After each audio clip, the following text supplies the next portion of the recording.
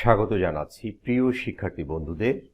SSC পরীক্ষার নম্বর বিভাজন যেভাবে হবে, অর্থাৎ তোমাদের নভেম্বর থেকে যে এসএসসি পরীক্ষা সংগঠিত হচ্ছে, প্রিয় শিক্ষার্থী বন্ধুদের তোমাদের আসলে কিভাবে কত মার্কস এমসিকিউ থাকবে, কত মার্কস সৃজনশীল থাকবে এবং সেই সংক্রান্ত যে নম্বর বিভাজন রয়েছে সেটি আমরা বিস্তারিতভাবে আমরা দেখার চেষ্টা করব। আমরা দৈনিক শিক্ষা .com থেকে দেখতে পাচ্ছি। এখানে বলা হচ্ছে যে এসএসসি এইচএসসি পরীক্ষার নম্বর বিভাজন যেভাবে, আমরা আজকে শুধুমাত্র এসএসসির নম্বর বিভাজন নিয়ে আলাপ করব। এখানে বলা হচ্ছে যে চলতি বছরে এসএসসি ও এইচএসসিতে বিজ্ঞান বিভাগের পরীক্ষার্থীদের প্রতি বিষয় 32 নম্বর পরীক্ষায় অংশ নিতে হবে শিক্ষার্থীদের। এর মধ্যে রচনামূলক 20 নম্বর এবং নৈবত্তিক অর্থাৎ এমসিকিউ থাকবে 12 নম্বরের।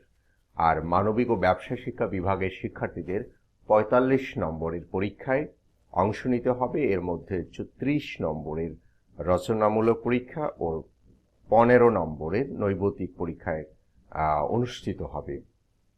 রচনামূলক ও নৈবত্তিক নম্বরকে 100 নম্বরে রূপান্তর করে প্রাপ্ত নম্বরে 100 নম্বরে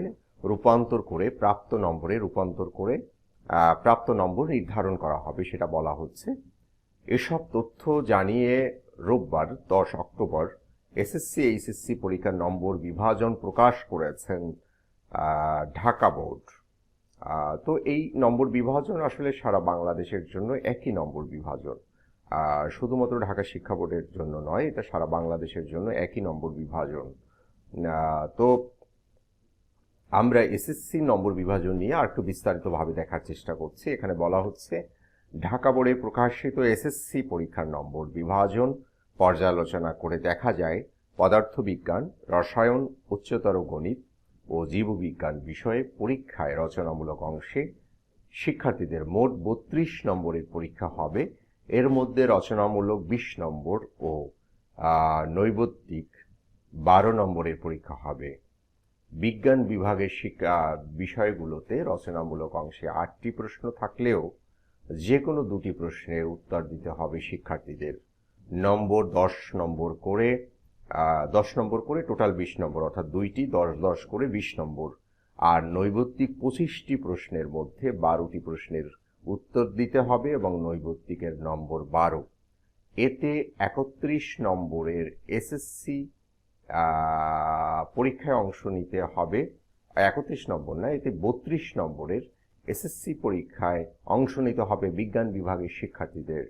বোর্ড বলছেন যে বিজ্ঞান বিভাগের শিক্ষার্থীদের পরীক্ষার 20 নম্বরকে 50 নম্বরে এবং সৃজনশীল 20 নম্বর রচনামূলক, অর্থাৎ রচনামূলক 20 নম্বরকে 50 নম্বরে ও নৈবত্তিক 12 নম্বরকে 15 নম্বরে রূপান্তর করে শিক্ষার্থীদের মোট নম্বর নির্ধারণ করা হবে। এদিকে এসএসসি মানবিক ও ব্যবসা শিক্ষা বিভাগের শিক্ষার্থীদের মোট নম্বর হবে 45 নম্বর এবং রচনামূলক অংশে 30 নম্বর ও নৈবত্তিক অংশে 15 নম্বর পরীক্ষায় অংশ নিতে হবে। এর মধ্যে রচনামূলক অংশে মোট 11টি প্রশ্ন থাকলেও উত্তর করতে হবে যে কোনো 3টি প্রশ্ন, প্রতিটির মান 10 নম্বর। আর নৈবত্তিকের 30টি প্রশ্ন থাকলেও উত্তর দিতে হবে 15টি প্রশ্নের, প্রতিটি প্রশ্নের 1 নম্বর করে, মোট নম্বর 15। বোর্ড জানিয়েছেন মানবিক ও ব্যবসা শিক্ষা বিভাগের শিক্ষার্থীদের 30 নম্বর থেকে 30 নম্বরকে 70 নম্বর এবং নৈবত্তিক 15 নম্বরকে 30 নম্বরে রূপান্তর করে শিক্ষার্থীদের মোট নম্বর নির্ধারণ করা হবে। অর্থাৎ বলা হচ্ছে মানবিক ও ব্যবসা শিক্ষার্থীদের 30 নম্বর, রচনামূলকের 70 নম্বরে এবং নৈবত্তিকের যে 15 নম্বর সেটাকে 30 নম্বরে কনভার্ট করে মোট 100 নম্বরে মূল্যায়ন করা হবে এবং প্রতিটি বিষয়ে পরীক্ষা হবে 1 ঘন্টা 30 মিনিট। অর্থাৎ এর মধ্যে রচনামূলক 1 ঘন্টা 15 মিনিট এবং নৈবত্তিক হবে 15 মিনিট। এবং এইচএসসি নম্বর বিভাজন যেভাবে, আমরা এইচএসসি নিয়ে আর একটা ভিডিও করব। এবার আমরা এসএসসির নম্বরটা আমরা দেখার চেষ্টা করছি। এখানে এসএসসি ঢাকা মাধ্যমিক উচ্চ মাধ্যমিক শিক্ষা বোর্ড অর্থাৎ ঢাকা শিক্ষা বোর্ড, রাজশাহী, কুমিল্লা, যশোর, চট্টগ্রাম, বরিশাল, সিলেট, দিনাজপুর, ময়মনসিংহ, অর্থাৎ সব শিক্ষা বোর্ডের জন্য একই নিয়ম, যেটা আমি প্রথমেই বলে আসছিলাম, সেটা হচ্ছে এসএসসি পরীক্ষার 2021-এর সময় ও নম্বর বিভাজনের নির্দেশিকা, যেটা আমরা ইতিমধ্যেই বলেছি, অর্থাৎ পদার্থবিজ্ঞানের রসায়ন, উচ্চতর গণিত এবং জীববিজ্ঞান, অর্থাৎ বিজ্ঞানের এই 4টি বিষয়ে অর্থাৎ 2টি প্রশ্নের আনসার করতে হবে। মোট প্রশ্ন থাকবে 8টি, তার ভিতর থেকে 2টি প্রশ্নের আনসার করতে হবে এবং 10 মার্ক করে 20 মার্ক, এবং এমসিকিউ থাকবে 25টি, সেটা থেকে 12টি প্রশ্নের আনসার করতে হবে, প্রতিটি 1 মার্ক করে 12 নম্বর। এবং এখানে সময় থাকবে 1 ঘন্টা 15 মিনিট রচনামূলকের জন্য, এবং এমসিকিউর জন্য 15 মিনিট থাকবে, অর্থাৎ প্রতিটি এমসিকিউর জন্য 1 মিনিট করে বরাদ্দ থাকবে। এবং আমরা বিজ্ঞানের অর্থাৎ ব্যবসা শিক্ষার হিসাব বিজ্ঞান, ব্যবসা উদ্যোগ, ফিনান্স, ব্যাংকিং ও ব্যাংকিং, এবং আর্টসের যে বিষয়গুলো, মানবিকের বাংলাদেশ ইতিহাস ও বিশ্ব সভ্যতা, ভূগোল ও পরিবেশ, পৌরনীতি ও নাগরিকতা, এবং অর্থনীতি, এবং এই বিষয়গুলোতে আমরা দেখতে পাচ্ছি যে 3টি প্রশ্নের উত্তর দিতে হবে। মোট 11টি এমসিকিউ থেকে, এখানে বলা হচ্ছে 11টি এমসিকিউ থেকে 3টি প্রশ্নের উত্তর দিতে হবে, প্রতিটি 10 মার্ক করে 30 নম্বর, এবং 30টি এমসিকিউ থেকে 15টির অ্যান্সার দিতে হবে, প্রতিটি 1 মার্ক করে 15 নম্বর। এবং একই, অর্থাৎ হিসাব বিজ্ঞান, ব্যবসা উদ্যোগ, ফিনান্স, ব্যাংকিং, বাংলাদেশের ইতিহাস ও বিশ্ব সভ্যতা, এবং ভূগোল, পরিবেশ, পৌরনীতি, নাগরিকতা এবং অর্থনীতি। অর্থাৎ এখানে বিষয় কোড নম্বরও দেওয়া আছে। বিষয় কোড হচ্ছে 100, হিসাব বিজ্ঞানে 146, ব্যবসা উদ্যোগে 143, ফিনান্স অ্যান্ড ব্যাংকিংয়ে 153, এবং বাংলাদেশের ইতিহাস ও বিশ্ব সভ্যতা 153, এবং ভূগোল ও পরিবেশে 110, এবং পৌরনীতি ও নাগরিকতা 140, এবং অর্থনীতি 141 হচ্ছে ওই বিষয়ের কোড, বিষয়ভিত্তিক কোড। এবং এখানে আরো বলা হচ্ছে যে পরীক্ষার্থীর ব্যবহারিক খাতা, নোটবুকের নম্বর 25, প্রতিষ্ঠান নিজ নিজ শিক্ষার্থীর ব্যবহারিক খাতা, নোটবুক এর নম্বর প্রদান করে নম্বর সমূহ 28/11/2021 তারিখের মধ্যে সংশ্লিষ্ট কেন্দ্রে সরবরাহ করবে।